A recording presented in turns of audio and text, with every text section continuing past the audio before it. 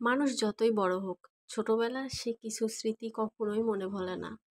যেমন আমিও একজন মেয়ে, আমারও অনেক এইসব খেলনাপত্র ছিল। আর সেই খেলনার মধ্যে 20 বছর আগে আমি যেই খেলনা খেলেছি, সেই খেলনার মধ্যে একটা খেলনা, সেটা হচ্ছে এই বেড়িটা। আমরা বেড়ি বলি, এটাকে কি বলেন আপনারা জানি না, এটা লোহার বেড়ি। আর এগুলা কিনা। আর ওইটা আমার বোনের ছেলের, যেটা কালি ভরা সেটা। আর এটা আমার হাসব্যান্ড আমাকে দিয়েছে চুলা বানিয়ে। তাহলে চিন্তা করেন আমার হাসব্যান্ডটা কেমন। মানে আমি বলছি যে এরকম এরকম আমি ছোটবেলা সব কিছু নিয়ে একটু, মানে আমার খুব ভালো লাগে এইসব খেলতে। তো ব্যাস, যেই ভাবা সেই কাজ। বৃষ্টি হচ্ছিল, তো কি মানে কি করব বুঝতে পারতেছিলাম না। সর্বপ্রথম কি রান্না করব এটাতে, তাই ভাবলাম বৃষ্টি পরে খিচুড়ি রান্না করি, এই জন্য খিচুড়ি রান্না করতেও লেগে গেলাম।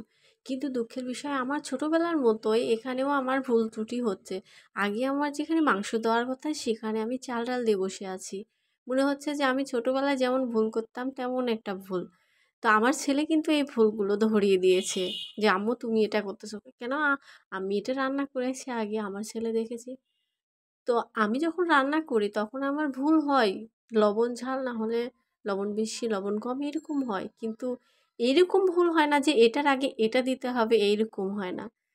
তো যাই হোক, ছোটবেলার আমি সেই ফিরে গেছি।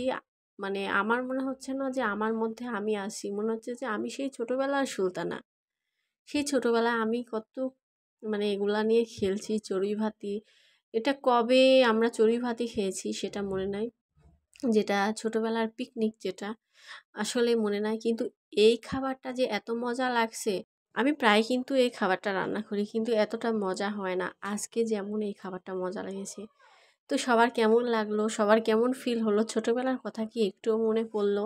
আর অবশ্যই মনে পড়লে অবশ্যই কমেন্টে জানায়েন কি মনে পড়লো, আর এভাবে কে কে খেয়েছেন, ছোটবেলায় কে কে এভাবে মজা করেছেন, প্লিজ কমেন্টে জানাবেন।